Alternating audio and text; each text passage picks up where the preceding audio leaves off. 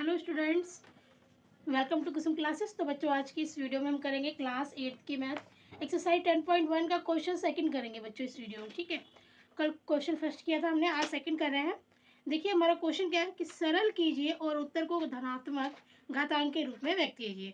बच्चों, second question के 1 2 3 4 5 कुल 5 पार्ट हमें दिए गए हैं।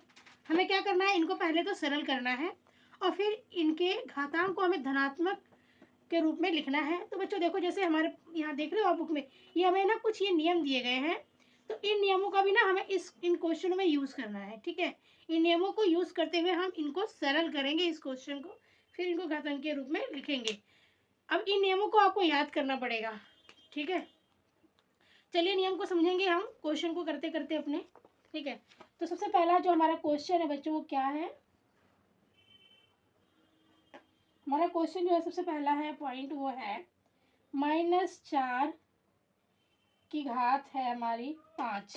ठीक है, भाग में -4 की घात 8 है। ठीक है, 8 है बच्चों। तो ये हमारा क्वेश्चन है -4 की घात 5 भाग में -4 की घात 8। ठीक है बच्चों, ये हमारा क्वेश्चन है। ओके, हमें क्या करना है, यहाँ पे सरल करना है और इसकी घातों को धनात्मक रूप में लिखना है।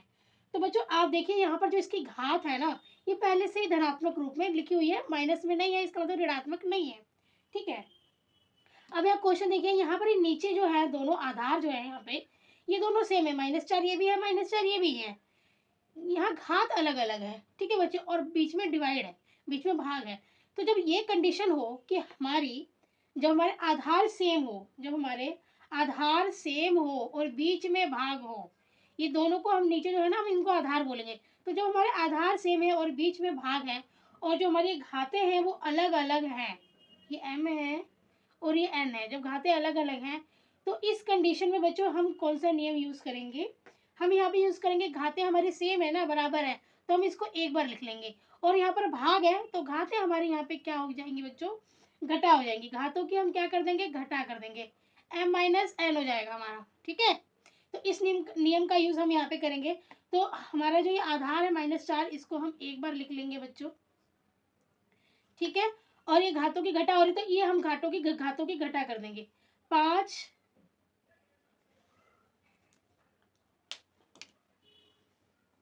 मार्कर सही नहीं चल रहा है बच्चों, देखती हूँ दूसरा मार्कर यूज करके।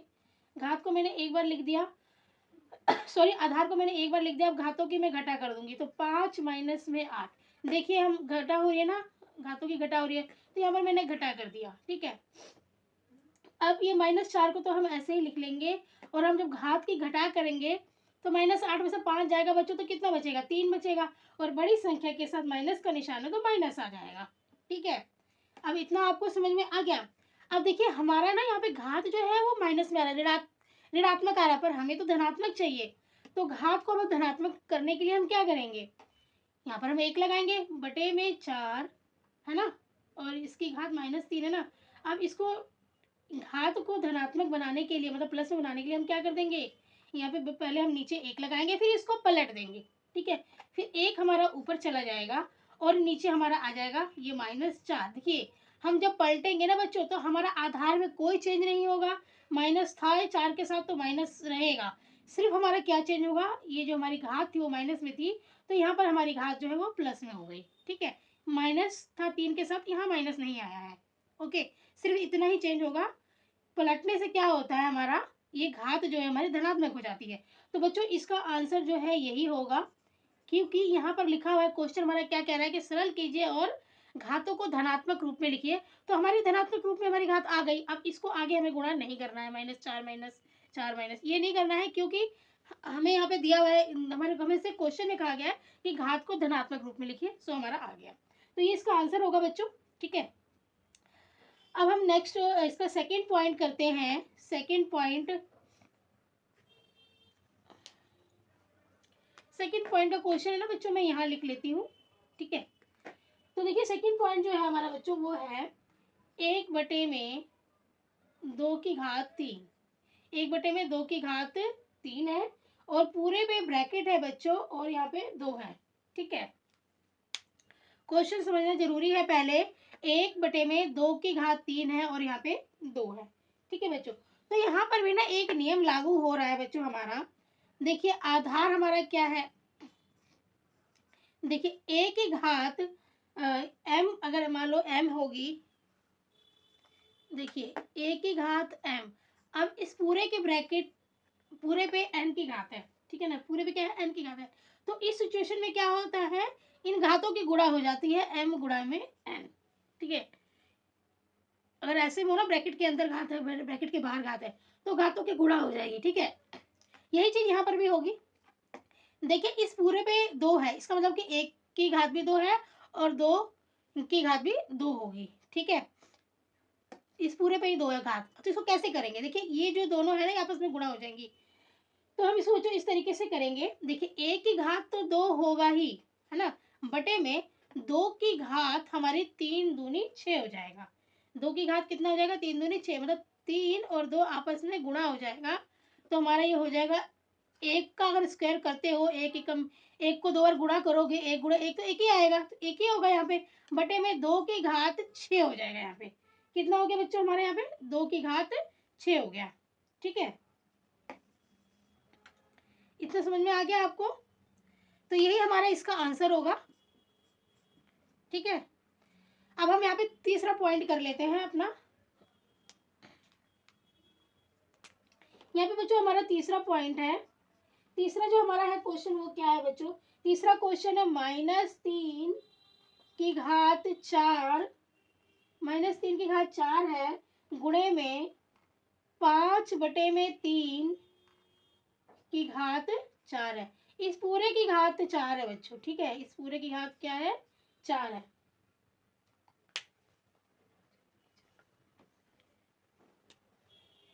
पूरे की घात 4 है बच्चों, ठीक है। तो देखिए अब हमारे यहाँ पे क्या है, -3 की घात 4, ठीक, गुणे में 5 बटे 3 की घात 4, है ना। तो बच्चों हमारा यहाँ पे कौन सी, देखिए कौन सा नियम बनेगा, देखिए ये 3 है और ये भी 3 है ना, ये हमारा हो गया ए और ये हमारा हो जाएगा बी, ठीक है। नीचे हमारा क्या है, आधार जो है वो अलग अलग है, और यहाँ घात देख रहे हो आप बराबर है, 4 यहाँ पर भी है, 4 यहाँ पर भी है, ठीक है। घात यहाँ पे बराबर हो रहा है और आधार यहाँ पे अलग अलग है। तो इस कंडीशन में बच्चों हम क्या करते हैं, देखिए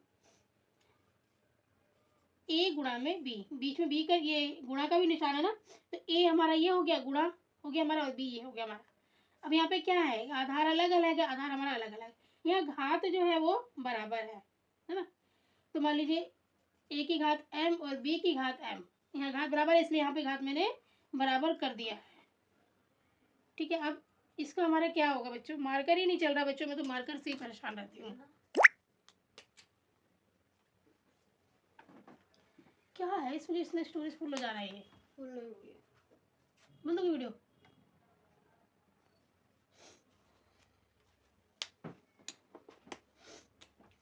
तो बच्चों देखिए यहाँ पे आधार अलग अलग है, घातें सेम है, तो इस सिचुएशन में ए बी ये दोनों गुणा हो गया और इसकी घातें बराबर है बच्चों, तो इसकी घात हम एक बार आ जाएगा, ठीक है। जब ये कंडीशन होगी तो हमारा ये वाला नियम लगेगा। तो यहाँ पर देखिए यहाँ पर ए बी की गुणा हो रही है ना, तो यहाँ पे हम इसकी गुणा कर देंगे, -3 गुणा में -3 की घात 4 गुणा में 5 बटे में 3 और घात 4 है बच्चों, तो यहाँ पे घात 4 आएगा, ठीक है। अब देखिए इस 3 से ना ये, सॉरी गलती हो गई बच्चों मेरे से,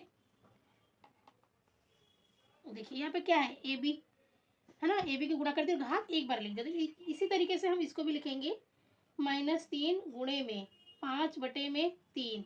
अब इसको मैं कर दे रही हूँ ब्रैकेट में, और घात एक बार लिखी हुई है तो घात मैंने एक बार 4 लिख दिया, ठीक है। दोनों घात बराबर है ना इसलिए एक बार घात लिख दिया, ठीक है। अब देखिए इस 3 से ये 3 कट जाएगा बच्चों, तो हमारे पास यहाँ पे क्या बच रहा है, हमारे पास -1 बचा, 3 एकम 3 कट गया, तो -1 बचा हमारे पास यहाँ पर, और गुणे में ये 5 बच रहा है, ठीक है। अब इसकी ब्रैकेट ये 4, तो 5 एकम 5 है ना, 5 एकम 5, तो -5 हो गया, और घात -5 की घात कितना हो गया, 4 हो गया, है ना, -5 की घात 4, यही आ गया ना हमारा, 5 एकम 5, अब ये माइनस है तो माइनस आ गया, और ये 4 घात में था तो ये 4 आ गया। तो बच्चों इसका ना यही आंसर होगा, ठीक है। इसका आंसर यही होगा, -5 की घात 4। क्यों इसका आंसर यही होगा? क्योंकि हमारी जो ये घात है ना, ये धनात्मक में आ गई, ठीक है। ऋणात्मक तो है नहीं, धनात्मक है, और इस क्वेश्चन में यही बोला गया है कि सरल कीजिए और धनात्मक घातांक के रूप में लिखिए। तो बच्चों ये हमारा इसका आंसर होगा, ठीक है। ये हमारा था सेकंड। अब ये था बच्चों हमारा थर्ड, ठीक है। अब मैं यहाँ पे फोर्थ बना दे रही हूँ, फोर्थ क्वेश्चन भी सॉल्व कर दे रही हूँ, ताकि ना आप कंफ्यूज ना हो, ठीक है। कंफ्यूज नहीं होना बच्चों, इसलिए मैंने यहाँ पे इसको मतलब लाइन डाल दी, ठीक है, कि कंफ्यूजन मिक्स ना हो जाए। तो बच्चों देखिए, अब जो हमारा फोर्थ क्वेश्चन है वो है हमारा कि ब्रैकेट में 3 की घात -7, ठीक है। फिर है भाग, फिर है 3 की घात -10, 3 की घात -10, फिर ब्रैकेट बंद है और गुणा में 3 की घात -5 है, ठीक है। घात जो है बच्चों हमारी देखिए ऋणात्मक है, घातें जो है वो क्या है, ऋणात्मक है, माइनस में है, ठीक है। अब देखिए इसको हम कैसे सॉल्व करेंगे। देखिए बच्चों, यहाँ पे क्या हमारा आधार जो है वो सेम आ रहा है, आधार जो है बराबर है, 3 यहाँ पर भी है, 3 यहाँ पर भी है। घातें हमारी क्या है, अलग अलग है ना, घातें हमारी अलग अलग है। तो बच्चों ये क्वेश्चन है, तो जब ऐसी कंडीशन हो ना, तो बच्चों ऐसी कंडीशन में हमारा ये वाला नियम लागू होगा। देखिए यहाँ पे आधार मतलब आधार जो है वो बराबर है ना, और घात हमारी अलग अलग है। तो जब ऐसी कंडीशन हो तो बच्चों हमारा ये वाला नियम बनेगा। देखिए ये मैं नियम लिख रही हूँ, ठीक है। चलिए मैं थोड़ा सा इधर लिख देती हूँ, दूसरे कलर से लिख देती हूँ, ताकि आपको समझ में आ जाए कि ये हमारा नियम है। देखिए a की घात m, अब यहाँ ये भाग है तो ये भाग में है, ठीक है। फिर a की घात n, अब यहाँ पे आधार एक ही है, आधार मतलब बराबर है, और ये घातें अलग अलग, जो हमने घातें हमारी अलग अलग यहाँ पर भी है, ठीक है। तो जब ऐसी कंडीशन होगी ना बच्चों, तो हमारा नियम क्या बनेगा कि आधार एक है, आधार एक ही है ना, बराबर है, आधार दोनों जगह ही है, तो हमने एक बार इसको लिख दिया, और यहाँ पे भाग है, इसलिए घातें जो है इसकी क्या हो जाएंगी, घटा हो जाएंगी, m-n हो जाएगा। यहाँ पे भाग रहेगा तो घातें क्या होंगी, घटा हो जाएंगी। तो यही कंडीशन जो है हम यहाँ पे अप्लाई करेंगे अभी। तो देखिए ये हमारा है 3 की घात क्या है बच्चों, 7 है ना, 3 की घात -7 है, ठीक है। और भाग में 3 की घात -10 है ना। तो हम क्या करेंगे,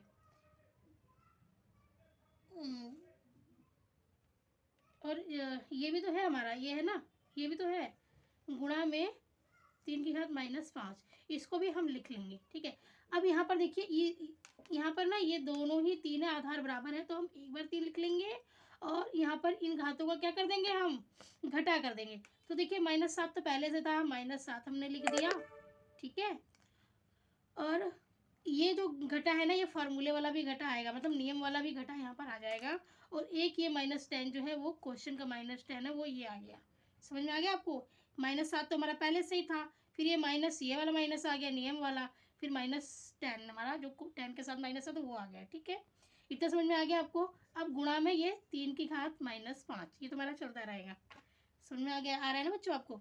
अब देखिए यहाँ पे 3, अब ये -7 है ना, -7 का -7 कर दिया।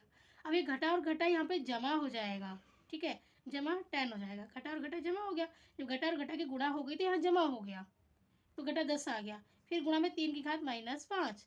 अब देखिए यहाँ पे 10 माइनस और प्लस माइनस होगा, तो 10 में से 7 जाएगा तो कितना बचेगा, 3 बचेगा, निशान प्लस का ही आएगा बच्चों, निशान हमारा प्लस का ही आएगा। थोड़ा सा मैं यहाँ डिस्टेंस बना देती हूँ दोनों के बीच में। देखिए 10 में से 7 गया 3, अब ये प्लस क्या है, बड़ी संख्या प्लस की, तो यहाँ प्लस का आ जाएगा घात, ठीक है। अब गुणा में 3 की घात -5। अब यहाँ देखिए आधार जो है बराबर है, घातें अलग अलग है ना, घात यहाँ पे अलग अलग है और बीच में गुणा है। तो जब ये कंडीशन होगी, ये हमारा बच्चों यहाँ पे बराबर होगा, ये हमारा बराबर का निशान है, ठीक है। तो बच्चों जब ये कंडीशन होगी ना कि मतलब a की घात m और बीच में गुणा है, और m और n को प्लस कर दोगे, तो हम यहाँ पे घातों को प्लस कर देंगे। तो देखिए 3 को मैंने एक बार लिख दिया, अब 3 जमा में -5, यहाँ पे घातों को जमा कर देंगे, ठीक है। फिर 3 देखिए प्लस माइनस माइनस हो जाएगा, है ना, तो 3 प्लस और माइनस की गुणा हुई तो -5 हो गया, अब बराबर में 3, अब यहाँ पे वो 3 में से 5 गया तो कितना बचेगा, 2 बचेगा, ठीक है। 5 में से 3 गया, -2 आ गया, बड़ी संख्या माइनस की तो माइनस आ गया। अब हम क्या करेंगे, यहाँ पे पलट देंगे इसको, 1/3 आ जाएगा। और जब हमने इसको पलट दिया बच्चों, तो यहाँ पे ये जो माइनस का 2 है ना, यहाँ पे प्लस का 2 बन गया। तो हमारा आंसर जो है वो यही होगा, ठीक है, हमारा आंसर यही होगा। याद है ना आपको, जब हमारी घात जो होती है घटा में होती है तो हम यहाँ पे बटे में 1 लगाते हैं, फिर उसे पलट देते हैं, तो मैंने यहाँ पलट दिया है, ठीक है। तो 1 में यहाँ मुझे नीचे 1 लगाना था ना, इसको पलटा तो 1/3 आ गया, और ये माइनस का था तो ये प्लस का हो गया। तो बच्चों ये हमारा आंसर हो गया, ये हो गया हमारा 4th पॉइंट, ठीक है। और अब हमारा 5th पॉइंट है बच्चों, जो मैं कोशिश करती हूँ जल्दी से कराने की, स्टोरेज बहुत जल्दी फुल हो जाती है बच्चों मेरे फ़ोन में। तो बच्चों जो हमारा, तो बच्चों देखिए ये हमारा 5th पॉइंट है। 5th पॉइंट में देखिए हमारे यहाँ पे ना आधार अलग अलग है और घात बराबर है ना, -3 यहाँ पर भी -3 है, घात बराबर है, आधार अलग अलग है।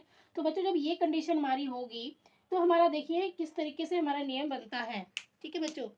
देखिए हमारे यहाँ पे क्या है बच्चों, आधार अलग अलग है, मतलब a गुणा b हो जाएगा, a गुणा में b हो गया। अब यहाँ पर m आधार जो है हमारा बराबर है, m यहाँ पर भी m यहाँ पर भी है, ठीक है। तो जब ये कंडीशन होगी तो हमारा कौन सा नियम बनेगा, ए भी हमने गुणा कर दिया और हमारा जो ये घात है एक बार आ जाएगा, ठीक है। तो इसी नियम का हम यूज़ करेंगे यहाँ पर। देखिए 2 गुणे में -7, ये हमने गुणा में लिखा हुआ है ना, हमने इसको गुणा में लिख लिया, ठीक है। अब हमारा ये इस घात को हम क्या करेंगे बच्चों, एक बार लिख देंगे। देखिए a गुणा b, हमने a गुणा b लिख दिया। अब इस घात को हमें एक बार लिखना है, तो मैंने -3 एक बार लिख दिया। अब देखिए 2 सत्ते 14, माइनस है तो माइनस आ गया यहाँ पे, और -3 गुणा में तो -3 लिख दिया। अब यहाँ पे देखिए हमारी जो घात है ना वो माइनस में आ रही है, मैं क्या करूँगी, इसके नीचे 1 लगाऊंगी बटे में, है ना, -14 बटे में 1। अब इसकी घात क्या है, -3 है। अब मुझे माइनस हटाना है, मुझे ये घात जो है प्लस में चाहिए, धनात्मक में चाहिए। तो 1 बटे में -14, हमारे इसमें कोई अंतर नहीं आता बच्चों, इसके साथ माइनस है तो माइनस रहेगा। जो ये मेरा घात था ना ये माइनस का था, तो यहाँ पर ये क्या हो गया, प्लस का हो गया। पलटने से जब मैंने इसको पलट दिया बच्चों, तो यहाँ पे एक घात जो माइनस की थी ना वो प्लस की हो गई, ठीक है। ये मेरा प्लस का 3 हो गया, यही आंसर है, ठीक है बच्चों, यही इसका आंसर है। तो उम्मीद करती हूँ आपको बहुत अच्छे से सारे पॉइंट समझ में आ गए होंगे।